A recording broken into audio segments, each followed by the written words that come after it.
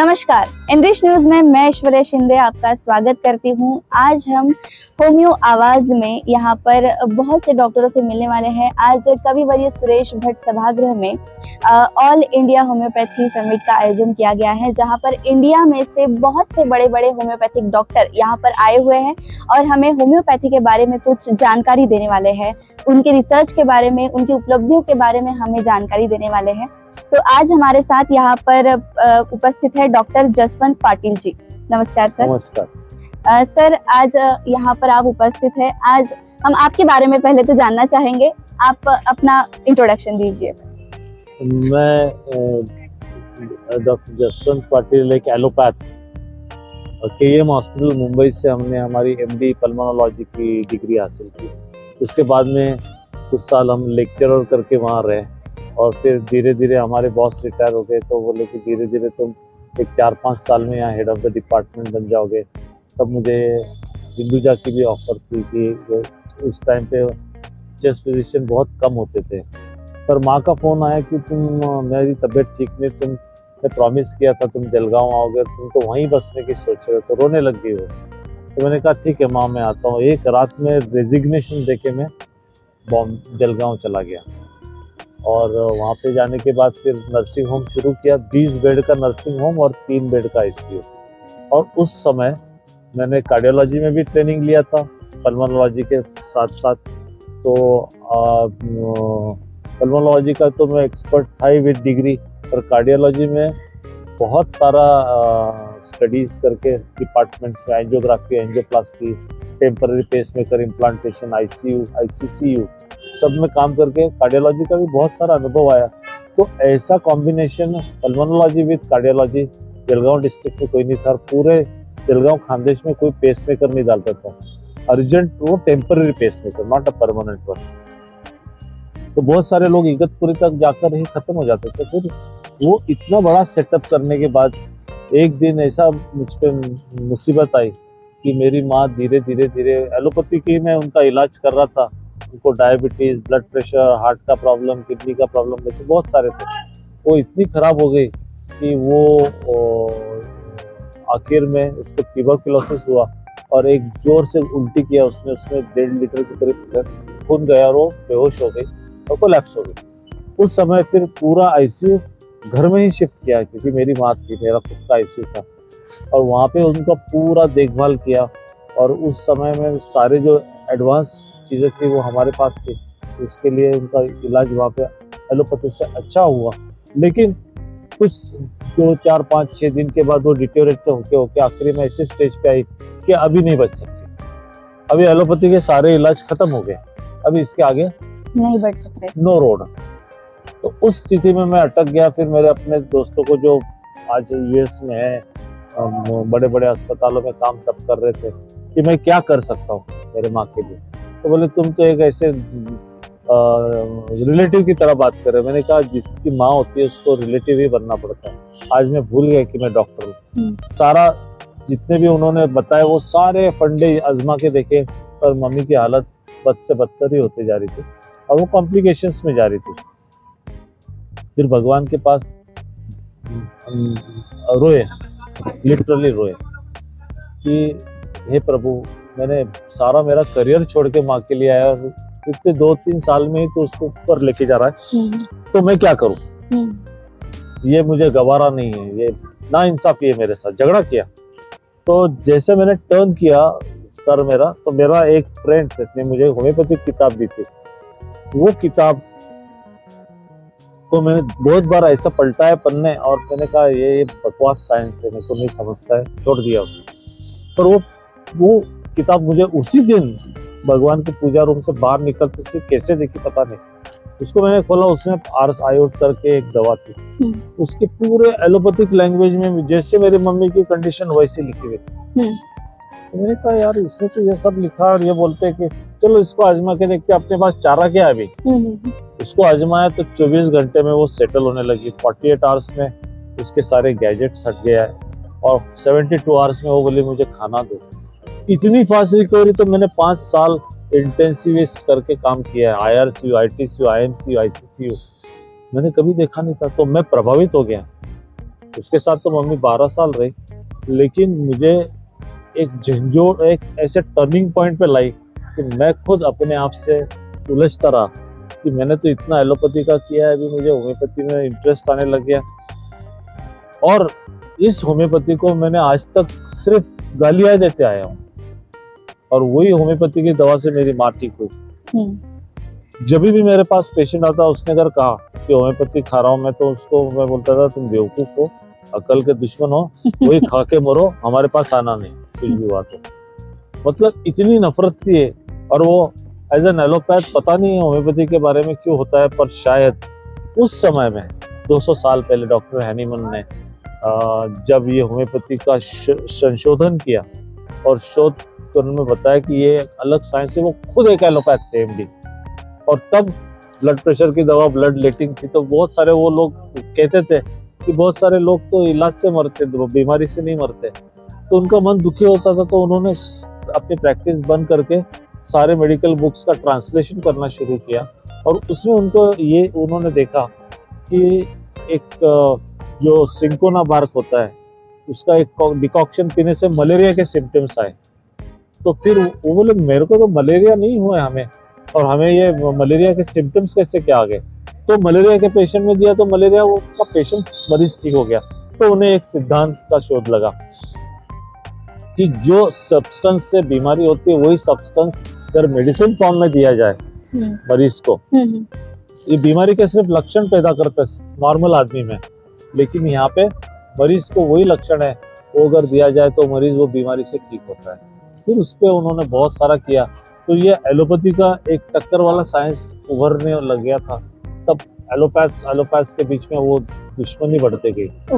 तो doctor herring को उन्होंने तब अपॉइंट किया कि ये साइंस में घुसो तुम, और ये इसका सब जो वो है ना बकवास, इसका भांडा फोड़ करो। और जब तक तुम दुश्मन के किले में जाके नहीं घुसते हो, तो तब तक तुमको पता नहीं चलेगा।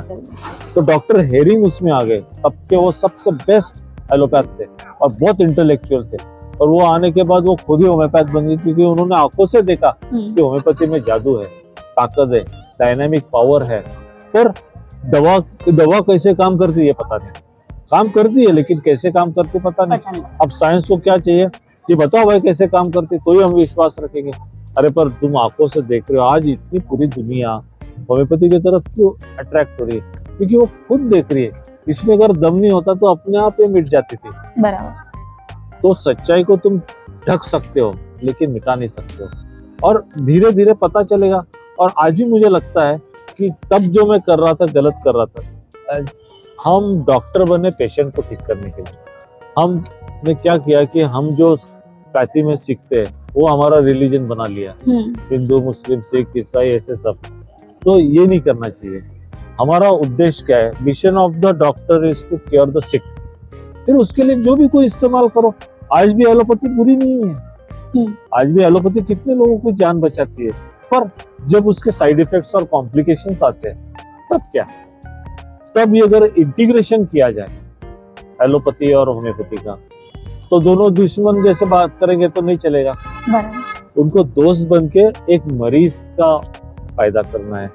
किसी की चिराग बुझते हुए बचाने वाले दोनों भी ताकतवर है, बराबर, दोनों भी ताकतवर है। उनका सही कामगर मिश्रण किया और सही तरीके से इस्तेमाल किया, आज कोविड में इतनी दुनिया में लोग मरे वो नहीं मरते। आज भी बहुत सारे जैसे लोग कुछ ना कुछ कारण से बीमार हो रहे हैं, कभी इसके कारण से, उसके कारण से, पोल्यूशन के कारण से, कुछ थोड़ी बहुत रिएक्शंस अपने वैक्सीन की भी दिखती है, तो फास्ट इफेक्ट भी आ रहे हैं। तो ऐसे इसमें हम देख रहे हैं कि बहुत सारी दुनिया भी रिसर्च धीरे धीरे आ रहा है। जैसे फाइजर ने बताया कितने सारे साइड इफेक्ट्स है, ये सारे साइड इफेक्ट से लोग मर रहे हैं। इससे अच्छा तो उसको अगर जोड़ में होम्योपैथी दिया जाए तो बहुत सारे लोग बच सकते हैं। आज सडन हार्ट अटैक सारे यार, किसी को पता नहीं चल रहा है क्यों हो रहा है। हम इतना नहीं सुनते थे कि इतना हार्ट अटैक आया, सडन चला गया, वो चला गया, वो चला गया। जानकार इंसान जो सेलिब्रिटी है वो जाता है तो पेपर में आता है, आम इंसान कितने मर रहे हैं किसी को पता नहीं। तो इसके ऊपर कुछ तो भी स्टडी होनी चाहिए। अब new England journal of medicine में भी स्टडी आई है कि एंटी प्लेटलेट फैक्टर 4 जो है उसके एंटीबॉडीज होने के कारण ये सब हो रहा है। बहुत सारे थ्रोम्बोसिस हो रहे हैं, ब्रेन हेमरेज हो रहे हैं, हिप जॉइंट में ब्लीडिंग हो रही है, नी जॉइंट में ब्लीडिंग हो रही है, किडनी फेल हो रही है, कैंसर का प्रमाण बढ़ गया है। अब पूरे साइड इफेक्ट्स और 5 साल तक अपना इफेक्ट रहता है। तो वैक्सीनेशन बुरा नहीं है, अच्छा है, लेकिन जो साइड इफेक्ट्स है उसके लिए अगर होम्योपैथी का इस्तेमाल किया जाए तो सोने पे सुहागा। मतलब हमको वैक्सीनेशन का भी बेनिफिट मिलेगा और हमको इसका भी बेनिफिट मिलेगा। क्यों एक दूसरे से झगड़ा कर रहे हो? बराबर, मिल के काम करो। मिल के काम करो, तो मिल के काम करेंगे तो दुनिया हसीन हो जाएगी। आज जिसके घर में बीमारी घुसती है उसका पूरी जिंदगी, कितना भी पैसा हो, इतना दुख चाहता है ना, वो जिंदगी जी सकता है ना मर सकता है। ऐसे इसमें अगर हमने सबने इकट्ठा आके हमको कोई, मैं तो कहता हूँ मैं हर साइंस का डॉक्टर हूँ। मैं सिर्फ होम्योपैथ नहीं हूँ, मैं एलोपैथ भी हूँ, होम्योपैथ भी हूँ, आयुर्वेदिक भी मैं जानता हूँ, एक्यूपंक्चर भी जानता हूँ। सब साइंस के अच्छे अच्छे पार्ट लेके जब हम इस दुनिया को एक बेहतरीन सोल्यूशन देंगे तो कितनी सारी हंसी जिंदगी। आज तुम कमाते हो, कमाते कमाते बीमारी लग जाती है, बीमारी लगने के बाद घर में दुख, ना उसका कुछ मजा उठा पाते हो ना कर पाते हो। तो ये सब चीज जो हो रही है, इसमें सबसे बड़ा सहभाग जो है वो होम्योपैथी। जैसे तुमने पूछा कि आप कैसे आए, तो मैं इसी के आया। फिर बाद में होम्योपैथी वाले डॉक्टर को हमारे क्लिनिक में रखा और नर्सिंग होम में, कि भाई होम्योपैथी मुझे पूरा नहीं आता है, तो तुम बताते जाओ कुछ, मैं तुमको कुछ क्लूज देते जाऊंगा। उससे मुझे पता चलने लग गया कि अरे इससे तो बहुत अच्छे लोग हो रहे। जैसे एक मिसाल के तौर पे एक पेशेंट आया जिसको हार्ट अटैक आया, तब यूरोकाइनेज और स्ट्रेप्टोकाइनेज यूज कर रहे थे। यूरोकाइनेज उस जमाने में 20,000 का था, 1993 में, अभी तो क्या कीमत है पता नहीं, और स्ट्रेप्टोकाइनेज 6-7 हजार का था। तो मैंने कहा, वो बोले हम तो पैसे नहीं अफोर्ड कर सकते। अभी हमारे आईसीयू में तो आ गया, पेशेंट बेड पे पड़ा है, interior wall infection with extension to anterior wall, इतना बड़ा इंफेक्ट था, कंप्लीट हार्ट ब्लॉक था। मैंने कहा इसको पेसमेकर डालना पड़ेगा टेम्पररी, और इसको सब सेटल करके बीपी सेटल करके फिर बॉम्बे अर्जेंट एंजियोग्राफी एंजियोप्लास्टी के लिए भेजना पड़ेगा। तो वो तो भाग गए सब। बुढ़ा आदमी था वो, 60-70 साल के बीच में होगा, कौन खर्चा करेगा, बच्चे सब भाग गए। हमारे आईसीयू में आदमी पड़ा है, अभी हम क्या करें, पैसे इंजेक्शन नहीं दे सकते, इतने महंगे इंजेक्शन मेडिकल स्टोर से आएंगे तो करेंगे ना। तो हमने कहा अभी इस स्थिति में हम होम्योपैथी इस्तेमाल करके देखते हैं। होम्योपैथी की दवा जो है, एक आर्नी का 200 या 30, अभी याद नहीं आ रहा कौन सी पोटेंसी दी, कैक्टस जी जो सॉर्बिट्रेट जैसा काम करती है और उनकी नलिया में सर्कुलेशन अच्छा इंप्रूव करती है। वो सब करने के बाद में वो शाम तक वो पेशेंट ठीक हो गया, उसको पेसमेकर भी नहीं लगा, वो भी नहीं लगा, और ईसीजी निकाला तो iso electric line, ST level भी नॉर्मल पे आ गए। तो ये तो मेरे लिए आश्चर्य था, मैंने कहा यार इसमें तो जादू है। तो फिर बाद में 15-16 साल के बाद में हमने BHMS कॉलेज में एडमिशन ली और बराबर से BHMS की डिग्री हासिल की। तो मुझे बहुत सुकून रहा कि मेरे पास डिग्री, हमारे पास अभी एक डिग्री आ गई है, तो हम अभी ऑफिशियली प्रैक्टिस कर सकते हैं। और फिर जो आईसीयू के केसेस रहते थे, अभी बहुत सारे एलोपैथ जो मुझे जानते हैं वो बोलते थे ठीक है तुम दोगे होम्योपैथी, तो चाह रहे क्योंकि दोस्ती है, दुश्मनी कितनी भी करे तो पहले तो दोस्ती है ना। तब मैंने कहा ये दोस्ती दुश्मनी छोड़ो यार, ये सब दुनिया के लिए काम करो। सब साइंस अच्छे, सब साइंस बड़े, सब साइंस में अच्छाई है बुराई है, इसकी बुराई है सबकी हटाओ, अच्छाई है जोड़ो, और एक अच्छा लोगों का भला करने के लिए उनको एक अच्छा सोल्यूशन दो। और ये सारे लोग अगर इकट्ठा आ गए, वैसे एक्यूपंक्चर में बहुत कमाल के रिजल्ट्स हमने देखे। अभी मैंने हाल ही में एक्यूपंक्चर की डिग्री भी हासिल की है। अच्छा। तो सारे नॉलेज मिलाने में इतना आनंद आता है कि सवेरे 4-5 बजे मैं उठता हूँ, तब से तो रात को सोते तक सिर्फ मेडिकल वर्ल्ड में ही रहता हूँ। अच्छा। पर मैं कभी थकता नहीं हूँ। और हाल ही में मैं बहुत बीमार हो गया था, मेरा 4 निमोनिया के पैचेस आ गए और जॉन्डिस ऐसे तेजी से बढ़ते जा रहा था, और मैं 2 दिन बेहोशी की हालत में था। तब मैंने अपने बेटी को कहा कि देखो बेटा, इसके पहले मतलब जब कोविड के हम केसेस कर रहे थे, बहुत सारे केसेस को बाहर निकाला, तब मैंने उसको कहा कि मुझे अगर कुछ प्रॉब्लम हो जाएगा और मेरे को होश आवाज नहीं रहेगा तो मेरा इलाज कौन करेगा, मेरा इलाज तो कोई नहीं करने के लिए।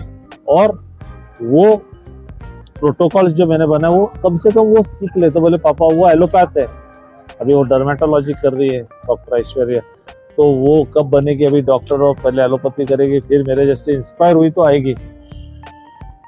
वो मैं बेहोशी में चला गया, 104 से 5 बुखार था। 104 से 5 बुखार में वो उधर से भागते हुए आई, और भागते भागते आई और देखा तो मैं होशो हवास में नहीं था। मतलब ऐसी आँख खुलती थी, वापस बंद हो जाती थी, बात करने तक नहीं आती थी, तो डर गई। और उसके बाद वो प्रोटोकॉल दिया था, इसलिए वो दवा दे के मुझे होश में आ गया मैं 24-48 आवर्स में। और तब जब मैं होश में आया तब मैंने कमाल संभाली।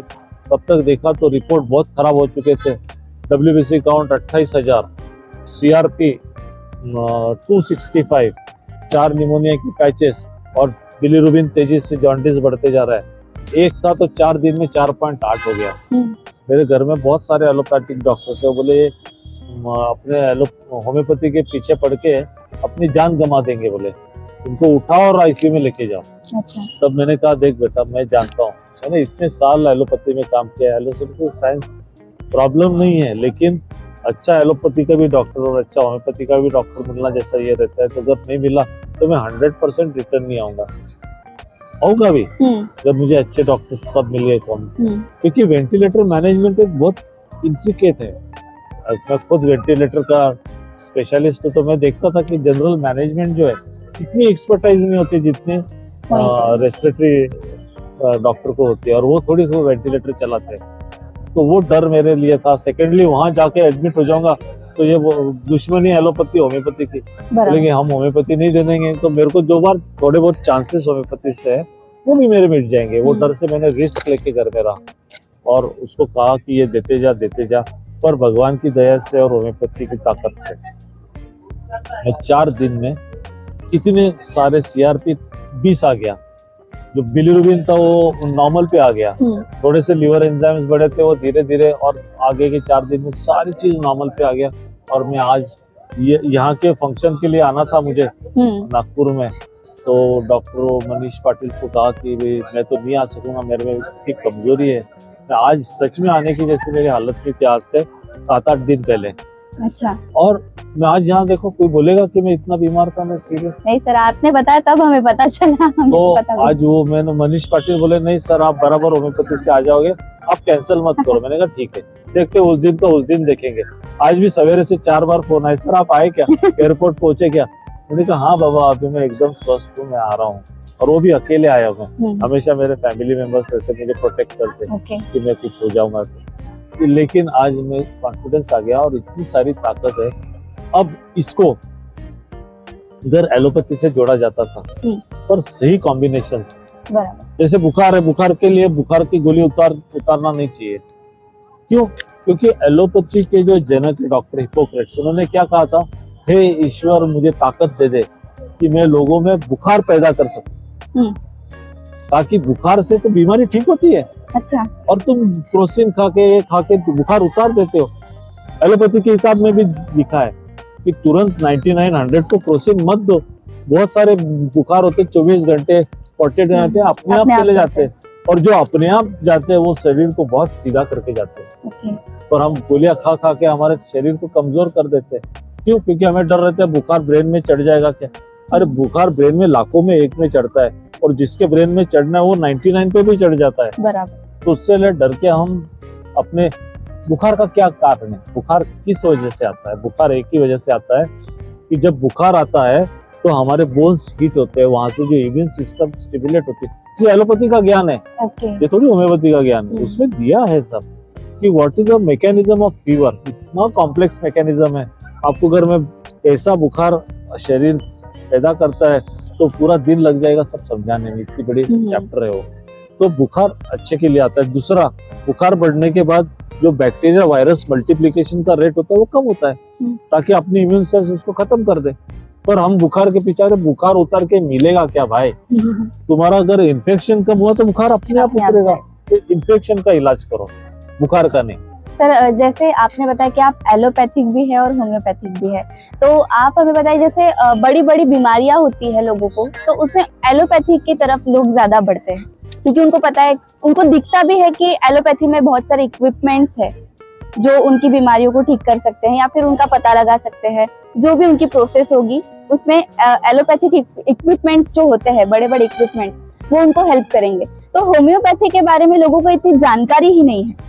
तो आपकी तरफ से, जैसे आप होम्योपैथिक भी रह चुके हैं और है भी, तो आप मुझे बताइए आपकी तरफ से लोगों को ऐसी जानकारियां पहुंचाने के लिए आपने कुछ किया है?